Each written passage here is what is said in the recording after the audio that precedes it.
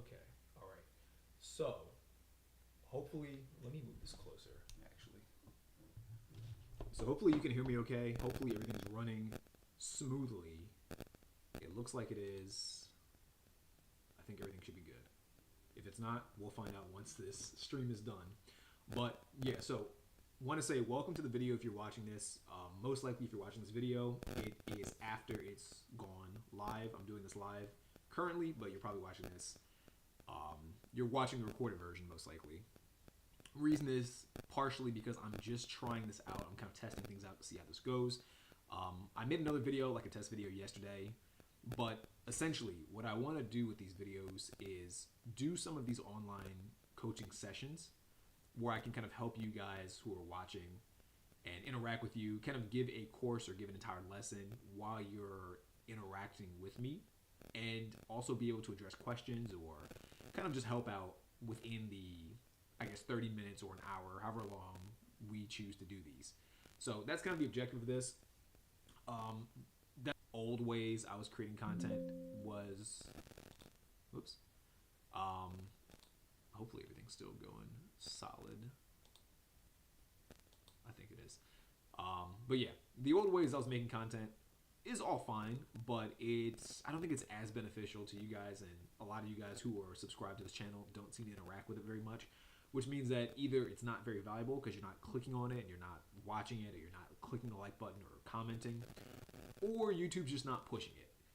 I figure either way, this is a solution to both of those problems. YouTube will hopefully push the lives in front of you guys more, and on my end too, that'll come with me customizing the thumbnails and trying to make the titles more appealing. But also, I think this is just easier for me to record a lot of content much faster and a lot more efficiently. So if there's any technical difficulties in this very, hopefully, maybe, short session, I'm going to blame my just lack of technical experience with live streaming. Because like I said, I'm not used to it on YouTube. I used to do it on Instagram a decent amount. YouTube's a whole different animal, especially with like this OBS is what I'm using to live stream. I do not understand it very much. I could learn it. I just haven't invested much time into learning it because I'm trying to get this done quickly. I like to try and learn things as I go. So that's kind of what we're at with this.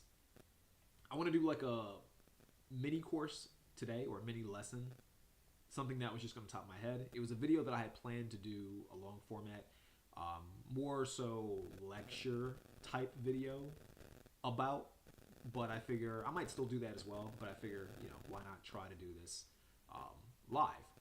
And I do not know how to enable chat on my OBS, so I can't see chat. So if you have any questions, I apologize. I'll get to them afterwards, like once the live stream ends. I'll try to address them and maybe do a future video where I follow up on that. But I can't see them now, and this is just a test. So hopefully you enjoy the content. But yeah, so what I want to talk about in this video, without rambling too much, let me see if you can, hopefully you can see this. Let me change the color. Are basically the 6 factors that control your productivity. Hopefully you can read my handwriting. I'm using like a drawing board, like a drawing tablet. It's kind of the tablet I use to create my comics. It's decent for writing. It's not quite as good as my handwriting. I'm going to do a little humble brag here, but I think it's good enough for the purposes of this lesson. But yeah, so what we're going to be talking about are the 6 factors that control your productivity.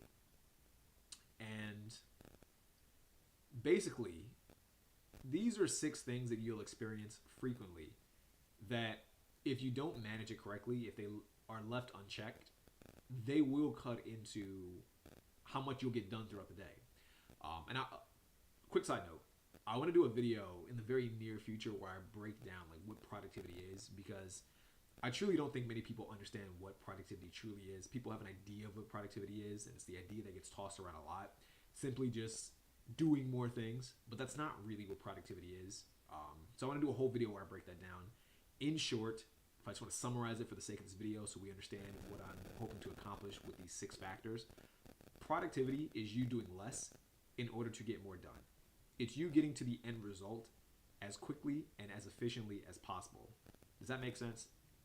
So the 6 things I'm going to mention in this video are the things that prevent you from doing that. There are 6 things that prevent you from getting to your end goal, whatever that end goal is, as quickly and as efficiently as possible. So I'm going to type these out. I have my notes in front of me, but I'm going to type these out so that way you can actually read them. Number 1 is energy, and I'm going to break these all down in just a moment. Number 2 is environment, not environmental, environment. Number 3, clarity of goals, and these are in no particular order, by the way. Number 4,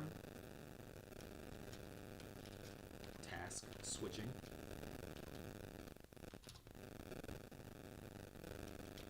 Number 5, internal beliefs. Number 6, systems and habits. So, like I said, I want to break down all 6 of these. I'm going to try to go through these relatively quickly for the sake of this practice video. But let's start with number 1, energy. So, what do I mean when I say energy? One of the biggest issues that I've seen people have when it comes to being productive is they lack energy. What I mean by this is, in order for you to get things done, let me see if I can zoom out. There we go. In order for you, I wish there was like a shortcut where I can just switch between the pen and the eraser quickly, so I don't have to keep like using the mouse. But in order for you to get things done, especially when you want to get things done quickly, you need to have a sufficient amount of energy. And so one thing I always teach people when I have clients or when people are kind of doing our weekly sessions, different clients of mine, is you want to do things when you're most energetic, and you want to tailor your activities based on how energetic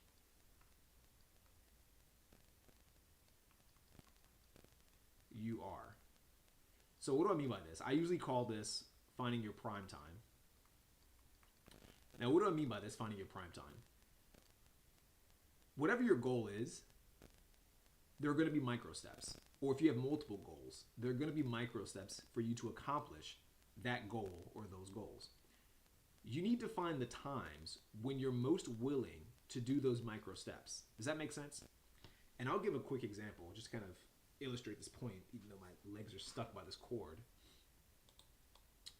One of my goals, it still is, and it has been for a while. Whoops, I can't spell apparently. Lifting. I like to go to the gym. I like to, depending on the season, I like to gain more muscle, or I like to lose body fat. Whenever it comes down to me trying to lift weights, whether it's to gain muscle or lose body fat, what I've come to find about myself, and this is kind of where this idea of prime time comes from, is there's a certain time in the day where I'm most likely to do the things required to achieve that goal. Does that make sense? So typically, what I like to do is I work out in the morning. Why the morning? Because when I wake up, I feel like I'm most energetic first thing in the morning when it comes to lifting weights. Solely when it comes to lifting weights. There are other things that in the morning, if I try to get up and, say, for example, read a book, I don't want to read a book first thing in the morning. I'm tired. I just don't feel like it. I'd rather just be doing things. I like to be moving in the morning. My prime time for lifting is early in the morning. Could I do it in the afternoon? Maybe. But in my personal experience, I'm less inclined to do it the longer the day is. Like if for example, I tried to lift weights at 4 p.m. or 5 p.m. Right now it's 5:35 p.m. I don't like lifting weights at 5:35 p.m. The reason why is because throughout the entire day I've been doing things. I'm a lot more fatigued mentally. And the idea of me going to the gym where it might be crowded, some of the machines that I want to use might be taken. The whole idea of all of this just stresses me out, and it makes me less inclined to go. And obviously, if I don't go to the gym, it's difficult for me to accomplish my goal of gaining muscle or losing body fat, whichever that may be. So for me, when it comes to the goal of lifting, and this is a very general goal for the sake of this video, I wouldn't recommend having a goal as basic as lift weights or get in shape. I've talked about this in different videos, and in a future video, I'll go over that as well. But for the sake of simplicity, if the goal for me is to just lift weights and get in shape, then it needs to be done in the morning because that's when I have the most energy to get that thing done. Does that make sense? So this is what I mean when I say you have to find your prime time. You have to find the time when your energy is, what's a good word for this? You have to find time where you're most energetic for a specific task. Hopefully that makes sense.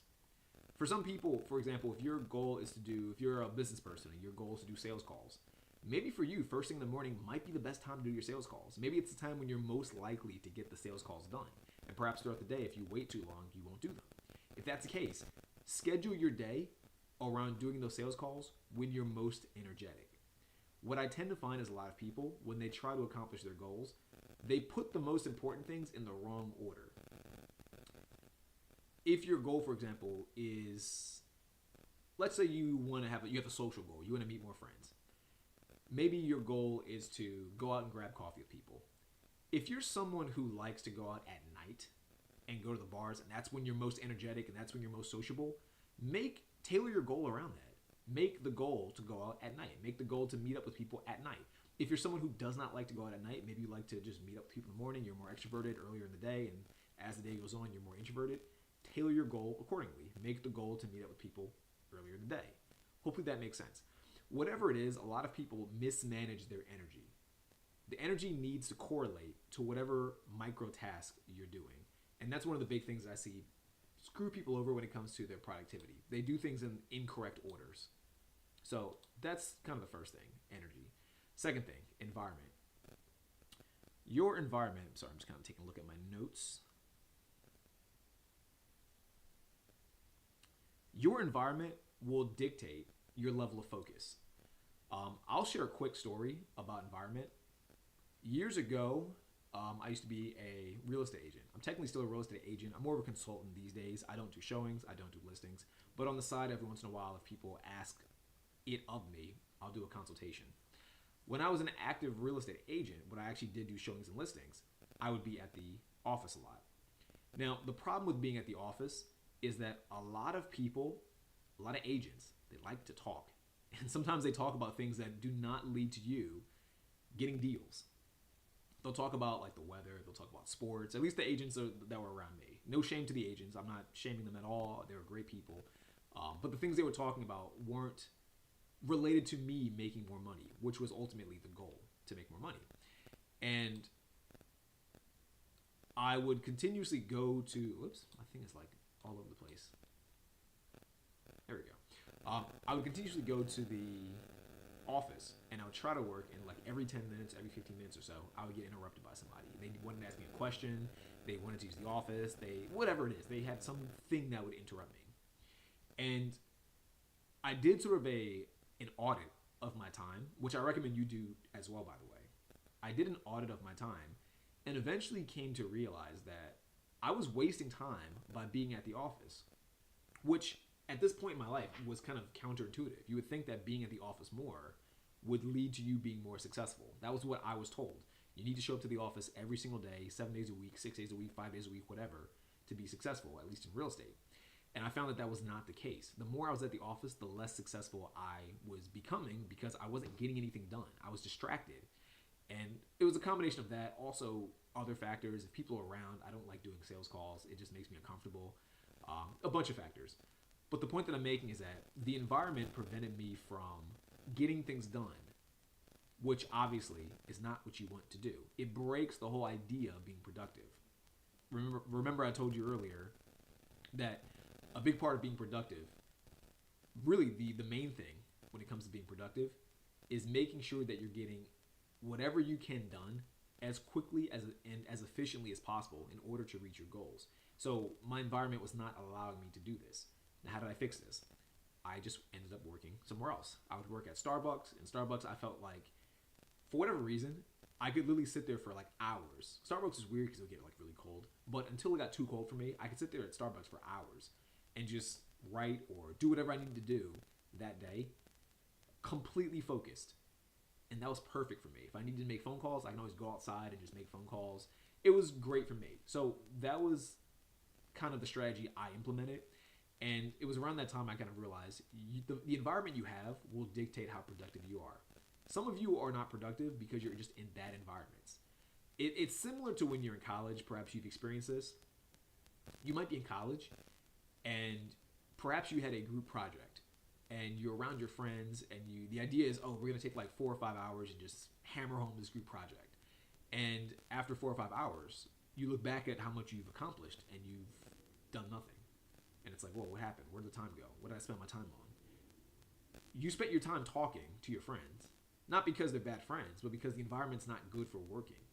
A good environment for working is an environment where you're only talking about the things that lead to you accomplishing your goal. In this specific example, your group project. If you're talking about like fun things or movies or hobbies or whatever, it's not. It's fun. It's a good time, but it's not productive. So it's not really a good environment. Now, perhaps if you were doing things through Zoom or whatever it is, and that's up to you to figure out what your ideal environment is. But perhaps a different environment would help lead you to a better outcome. So that's super important for you to understand, is that you need to tailor your environment to be more productive. So that's number 2. Number 3, clarity of goals. This, and I mentioned earlier, there's no real order to, these aren't ordered. This should be number 1, in my personal opinion. And the reason why is because a lot of people, especially, whoops, my pen is like freaking out, especially when they come to Productivity Accelerator and request help, they do not, oh, what's going on? My pen has decided to stop working for me.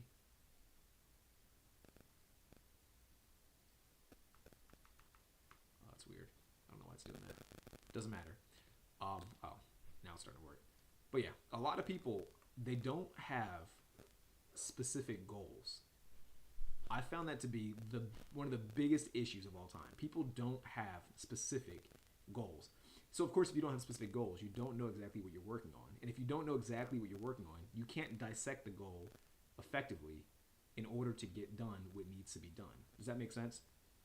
Now, real quick, the way I like to create goals, you may have heard of SMART, and I'm not going to go super deep into the entire acronym. SMART's good. I like it. I like to simplify it a little bit.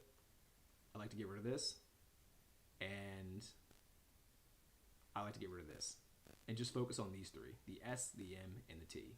So make your goal specific. Let me move this over a little bit.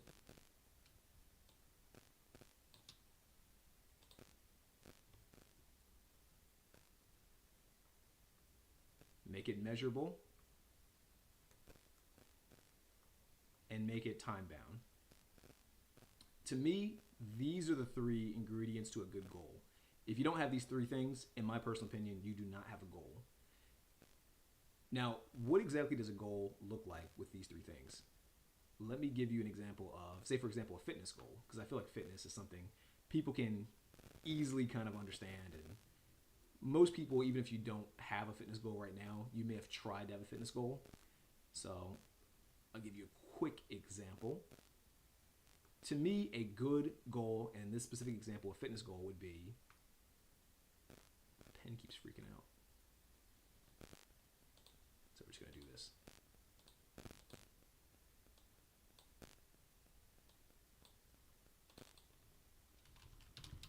Lose 5 pounds of body fat in 4 weeks.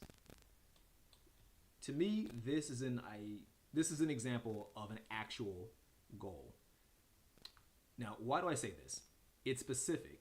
Lose 5 pounds of body fat in 4 weeks. You know exactly what you're tracking. You're tracking your body fat. It's measurable. What are we measuring? We're measuring 5 pounds. It's 5 pounds of body fat that will be lost. So if, for example, you measure yourself today and in 4 weeks you measure yourself and the scale has not changed, then you did not, in general, achieve your goal. Time bound, 4 weeks. There's a specific deadline in place in order for you to see if this goal of yours has been achieved. So this is kind of an example of a real goal. Now, most people, when they set goals, they set very vague or very general goals. If you have a fitness goal, for example, people say, oh, I want to get in better shape. It's not a real goal because it's not specific. You don't know what getting in shape means because getting in shape means very different things to different people. For some people, getting in shape is being ripped. For some people, being in shape is just losing a little bit of weight. For some people, being in shape has nothing to do with the body fat they have or how they look, but it's about performance if you're an athlete. So getting in shape is way too vague and way too subjective. You need to be more specific, measurable. You need to be able to track things in order for you to achieve your goals. Some people I've seen have goals like, I want to make more money. Well, what does that mean? How much more money do you want to make? You need to be able to measure it to see if you're actually moving towards your goal or moving away from your goal or just staying stagnant, not progressing in any particular direction. And then time bound. You always have to have a deadline. The deadline creates urgency and it allows you to see how much progress you're actually making. If in 2 weeks you've lost 0 pounds, you're probably doing something incorrectly, which means you need to change something. So this is an idea of a goal. And the reason why, like I said, this is so important is because most people really just don't have goals. I think most people, when I kind of talk to them, and especially when they try to join Productivity Accelerator, I ask them, what are your goals? And they have maybe a vague idea of what they want, but they don't have a specific idea of what they want. And they certainly don't abide by this idea here of having these 3 things. Their goal being specific, measurable, and time bound. So, like I said, I would put clarity of goals like number 1. That'd probably be the biggest thing. Now, number 4 is task switching. This is a big one, I think, in the modern era, especially with social media and especially with phones. A lot of people, when they're trying to accomplish a goal, or even when they're trying to complete a micro task, they switch from task to task. And the problem with this is there's sort of this, let me see if I can make myself more space. I'm like running out of space. Let me erase some of this. The problem with this is it creates what's known as attention residue. And I highly recommend kind of just like doing a little bit of research into this. Hopefully you can read this handwriting. But when you switch tasks, it creates attention residue. There was this old myth that used to exist that you can multitask. Multitasking does not really exist.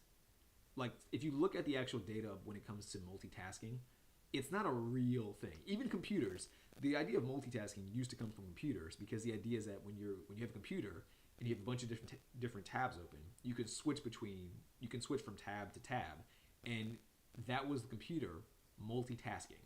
But in actuality, even computers don't multitask. If you've ever tried to have 1,000 tabs open on your computer, if you've probably noticed, it runs really slow. It starts to lag. It starts to suffer. The same is true for the human brain. If you have too many things you're focusing on at one time, you get attention residue, and you kind of pour your focus into all of those different things at once. And so the idea behind task switching and the idea behind multitasking is the old belief used to be that people would believe that they were smarter, more intelligent, or more productive because they can do many things at once.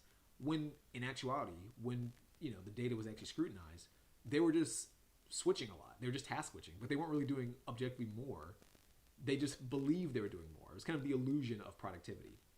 If you really want to do more, just stick to one thing at a time and stick that one thing out until completion, or at least give yourself a time frame in which you're going to work on one thing. So if you're working, for example, on a big project and you're switching from that project to a second project to a third project, you're not being productive. You're just doing way too much at once. And the issue with attention residue is that whenever you're switching from one task to another, you're leaving a piece of your attention on that last thing. Does that make sense? So that's one big thing I see people do a lot of that destroys their productivity. It's task switching. My personal take, and this will be a little bit different from person to person, depending on what you're doing, just focus on one task and maybe in the background have a little bit of music or have a podcast. That's about it. Don't have social media. Don't have your phone out. Put it away. as best as you can. You don't want to switch from task to task because you end up just not doing anything. If you next time you actually are doing or working on something, literally just track it yourself. Journal down how much active work you were doing. Like after an hour, ask yourself, did I actually get done the thing I set out to do in this hour, or did I do it for 5 to 10 minutes and then pull out my phone and then scroll for 10 minutes and then start to work again and then get a call, answer the call, forget what I was doing in the first place. Then once I remember, start again for about 5 minutes and then go back on my phone. Like really track to see if that's what you do. For most people, that is how they work. And as you can imagine, that doesn't get them very far. So that's number 4, task switching. Number 5, internal beliefs. There's this old expression. It's kind of a philosophical expression. And I think it's Aristotle that said it. It's something along the lines of whether, and I'm probably going to butcher it a little bit. It's something along the lines of whether you believe you can or whether you believe you can't. Either way, you're correct. A lot of times people will not set good goals because they don't believe they can actually achieve the goals. And so they talk themselves out of even trying. Obviously, if you don't try, you will never be successful at something. If you say to yourself, oh, I can't make X amount of money, or if I can't get in X shape, or if I can't meet X people, or if I can't be this social, then yeah, you will never do it because you're not trying. Does that make sense? So in order for you to be productive and achieve whatever goal you have to, one, believe that it's actually possible to achieve. Now, of course, a little bit of reality needs to, you have to be a bit realistic. Obviously, if your goal is too crazy, that's not recommended. And there's actually good data on this as well. If you set a goal that's too big and you shoot for it and you don't achieve it, your brain kind of, I forget the exact expression, it kind of creates a sort of a negative feedback loop. So say, for example, you have a financial goal. You're someone who makes like $30,000 a year, and you have a goal of making $1 million in 1 year. Most likely, that won't happen, especially if you have no experience in any method that could make that much money. If you put in effort to try to reach 1 million, and in a year if you fail and you have bad expectations, you'll be unhappy at your progress or lack of progress. And that unhappiness creates a negative feedback loop in which you condition yourself to believe you can't achieve whatever goals you have. Does that make sense? And so over time, you just trick your brain into believing that you can't be successful. And this is why a lot of people who kind of start out ambitious lose ambition over time. It's because they set the bar too high, and they try to achieve things that are really not possible for them at their current level. And because they keep failing so much, they condition themselves into believing that they're a failure because of all the accumulated fails. It sounds good on paper, and a lot of people recommend going big and shooting for the stars. Some people can pull it off. For most people, it's not ideal. Really, what I personally recommend is shooting for a goal that's slightly outside of what you think you're capable of, while being realistic and understanding that you might not hit it, but tracking for the difference between where you started and where you end up. So just to kind of make this make sense, in case I was too confusing, rather than be the kind of person who makes $30,000 today and you're shooting for $1 million tomorrow, start at $30,000 today and shoot for maybe $50,000 tomorrow, because you probably still won't get there, but you might get to $40,000. Does that make sense? And the gap between where you started and where you ended up relative to your goal is what's most important. So let me see if I can draw that out just to give you a visual so that can make more sense. So this is what most people do. This is my perfect handwriting. This pen keeps like getting stuck. Where'd it go? It's so weird. So this is what most people do. If you're ambitious, you probably set your goals way too big without any experience in achieving that kind of goal. And so this is where you currently are. Say, for example, 30K. And your goal might be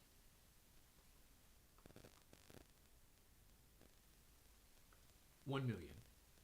It's too big because you probably have no real experience going from this to anywhere close to this. And so inevitably you will fail. And when you fail, you'll be unhappy and you'll condition yourself into feeling like the kind of person who can't achieve this goal. So of course, that'll give you bad internal beliefs. Instead, what I recommend is doing this.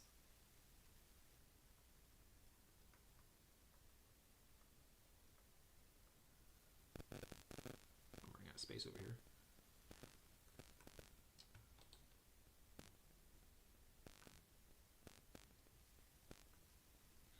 Oh man, this like software, I gotta get like a better screen for this because the software is horrendous. So, what I recommend, if your current goal is 30K,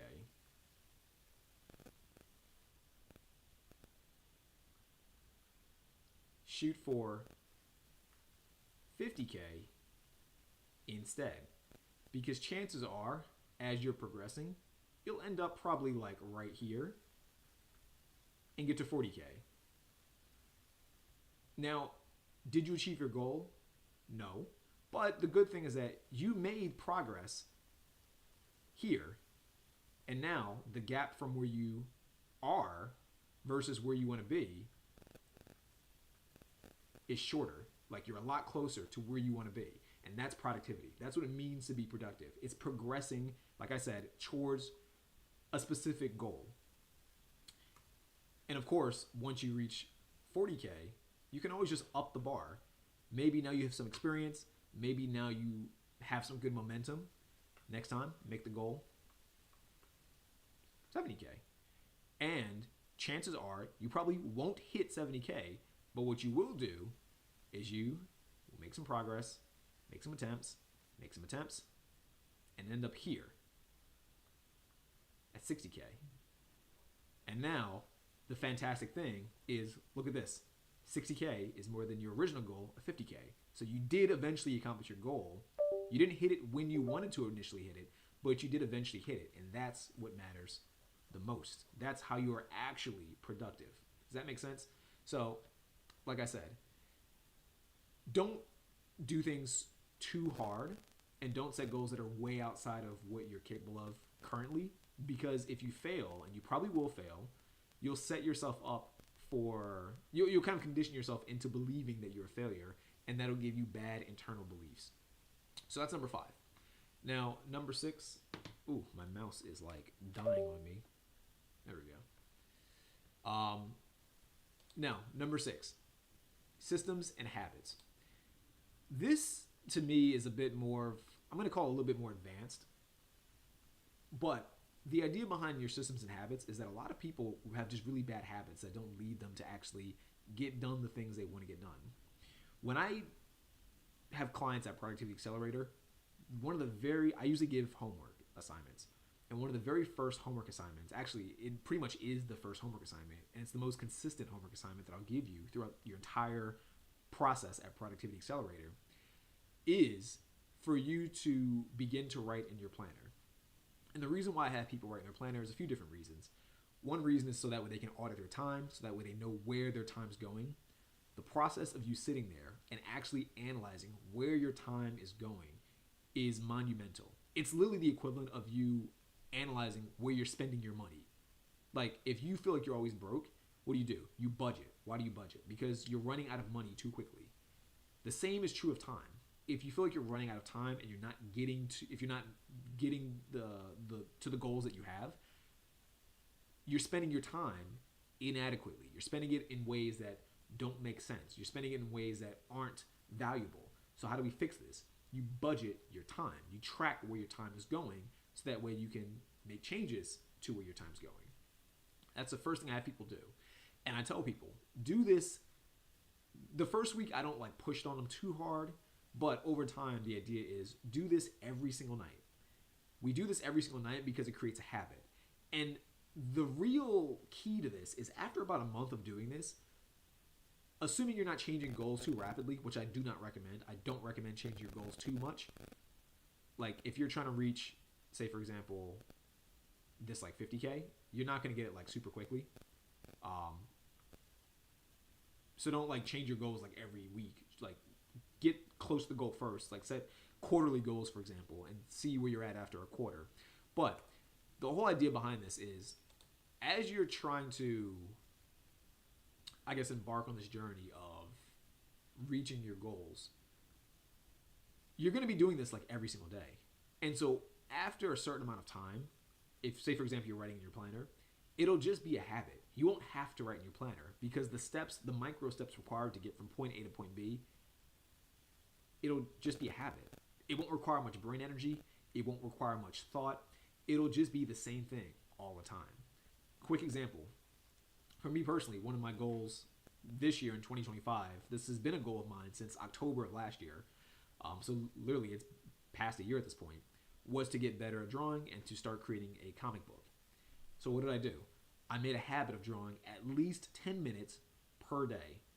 Initially, it was a bit difficult because it was brand new to me, but over time, it became a habit. Nowadays, it's such a habit, I don't have to think about it. It doesn't cost me energy to try to draw. I don't have to try and draw.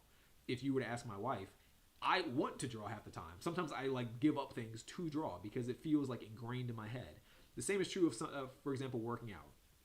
When I was in college, working out was something that was difficult for me. I didn't like to work out, and I would wake up early to try to work out.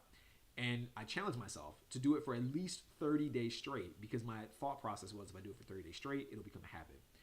Side note, it takes much, the harder the task is, the longer it takes for that thing to become a habit. I know like sometimes there's some studies that say that it takes like 67 days for an act to become a habit. From what I found, the duration, the length it takes for it to become a habit is highly dependent on how difficult the task is for the individual. So, for example, brushing your teeth is relatively simple. You don't have to do very much. You just go to your bathroom, put some water on a toothbrush, and you brush your teeth for a few seconds or a few minutes, whatever. Because it's so easy, it doesn't take long to build that habit. Going to the gym requires a lot more steps. It requires a lot more effort. So it takes longer for that to become a habit because there's a lot more that goes into going to the gym. You have to wake up, depending on when you want to do it, wake up or make a planned trip, put on workout clothes, most likely, maybe mentally prep yourself, go to the gym, have a workout routine, actually lift the weights. It's a lot more involved in it, so it requires a lot more time for it to become a habit. The point is, I did this in college, and after a while, it became a habit. And once it became a habit, I didn't have to plan it out. It was just something you would just do. It was like clockwork. Like I'd wake up, and the first thing that came to my mind is, I need to go to the gym. And so I would go to the gym. Does that make sense? It didn't require any real effort at that point, which is good. Because if your goal, for example, is to lose, say, 5 pounds of body fat in 4 weeks, how much easier is it to accomplish that goal if doing the things required to lower your body fat was automatic? Does that make sense? Like if your goal is to read a book a week, but by default, you read 20 pages per day, like you don't have to think about it. It's like it's guaranteed to happen because it's like clockwork. Like your body wants to do it, and maybe sometimes more. Maybe you want to read like 50 pages per day, but it's a habit. Then how much easier would it be to read a book a week, assuming that's your goal? Hopefully that all makes sense. And that's where a lot of people go wrong, is they don't have good systems in place to make their goals easy to achieve, and they don't create habits within themselves to also make those goals easier to achieve. So my recommendation, do both. Now, I've done videos in the past on how to build habits and how to build systems. I'm not going to go super deep into them here because they require a whole video to themselves. But I'm going to just break down the formula for building a habit. And this is not something I came up with. This is completely taken from Charles Duhigg. He wrote a book called The Power of Habit. I know in the book Atomic Habits by, I think, James Clear, he references this as well. I don't think he cites Charles Duhigg, but he didn't come up with it. Charles Duhigg came up with this, as far as I know. Pretty much the formula is cue, habit, and reward. So this is the formula if you want to build a new habit. Now, like I said, this process here is a video all for itself because there's a lot of ways to kind of hack the system. But just to kind of give you the gist of what this means, and maybe you can try to apply this quicker by me giving you this gist. What is a cue? A cue is something that it's like a trigger.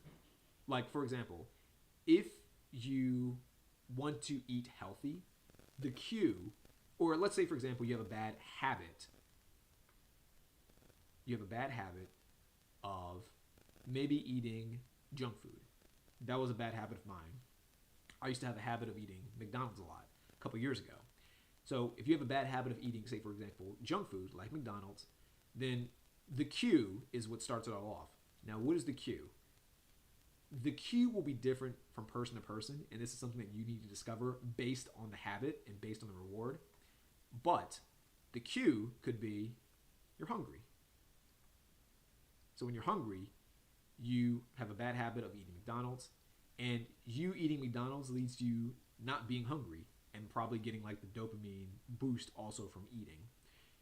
If the habit is the thing you want to change, which is eating McDonald's, and you want to switch it for, you can't really get rid of habits according to Charles Duhigg, but you can replace habits. So instead of eating McDonald's, this is my McDonald's logo, you can change that habit with maybe fruit, a little bit healthier. So if you're following this pattern, the cue is you're hungry, the habit is you eat McDonald's. But instead of making the habit eating McDonald's, you want to make the habit eating fruit. So you need to change the reward as well. Like you change the cue, you change the reward, and you can change the habit. Does that make sense? And the reward, of course, is you feel hungry from eating McDonald's. You get the dopamine, all that stuff. This process doesn't change. All habits are kind of formed by this process. What I used to do is I found out that when I got hungry, I would engage in this habit because McDonald's was the closest thing nearby. Like I was hungry and I wanted something filling, and McDonald's was just readily available. So for me, I had to kind of change the cue because it wasn't just hunger. It was also convenience was also part of the cue. I know this is like super sloppy, so I apologize, but hopefully you're following along with what I'm trying to say. Convenience was like the real cue besides hunger. So if I got hungry, rather than go to McDonald's, I would either pack a snack or pack a lunch. And over time, I would eat that lunch. And that became the new habit. And then, of course, me eating that lunch gave me the same reward. No hunger. So you really have to kind of like dissect the reasons why you have the habit in the first place. So, like I said, the cue for me, I was hungry, but also it wasn't just the hunger. It was the convenience that came with the hunger. The convenience led me to eat McDonald's because they're everywhere. McDonald's is like on every single corner.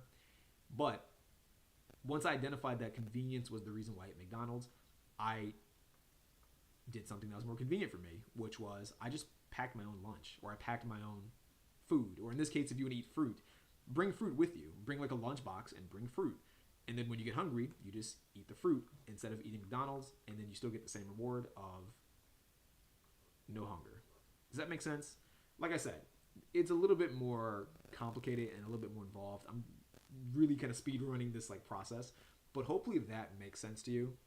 So just to kind of recap everything, these would be the sort of the 6 factors that control your productivity. These are things that prevent you from being as productive as you possibly can.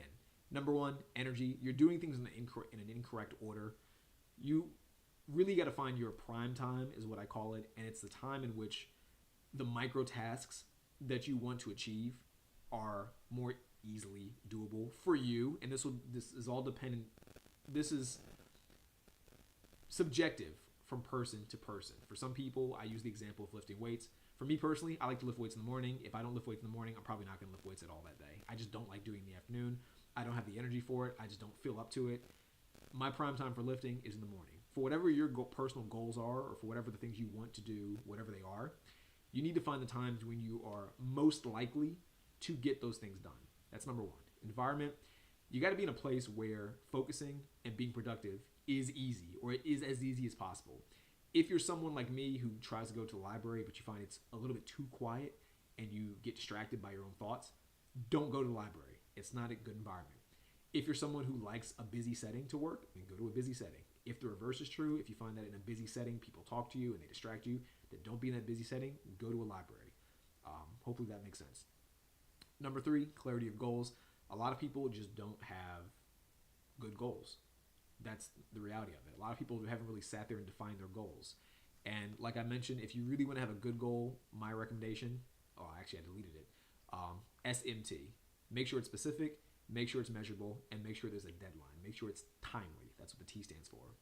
Number 4, task switching. Just focus on one thing at a time. If your goal is to do something for your business, then put everything away. Put your phone away, put away social media, put everything, and only work on whatever that micro task is that you scheduled yourself to do. Don't switch tasks. That's my recommendation.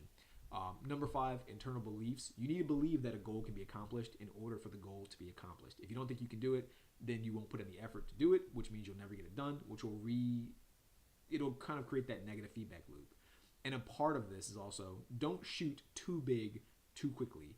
It is possible to kind of condition yourself into pretty much losing, because you'll shoot too big, you'll lose, you'll shoot too big, you'll lose, and you'll keep up this process, and your brain will start to tell itself that you are not a loser in like the societal sense, but when it comes to achieving your goals, you're a loser.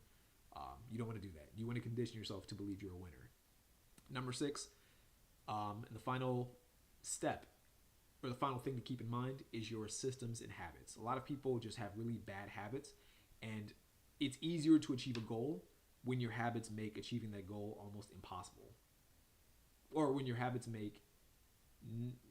it's easier to achieve a goal when your habits are so good that it's almost impossible to not achieve that goal. Hopefully that makes sense. And I just showed you the step-by-step process to tweaking your habits. Identify the cue once you know the habit, and also identify the reward and tweak those things. Tweak those 3 things all together. So hopefully that makes sense. This was intended to be a very short video, but as I can see, it looks like I've been talking for about almost an hour. So hopefully this was a good video. Let me know if you have any questions about anything. Leave a comment. Like I said, I couldn't go to the chats because I can't see the chat, because I just don't have that enabled. But yeah, let me know what you think about this. Leave a like if you did like this, and I'll see you in the next video. Peace out. Bye.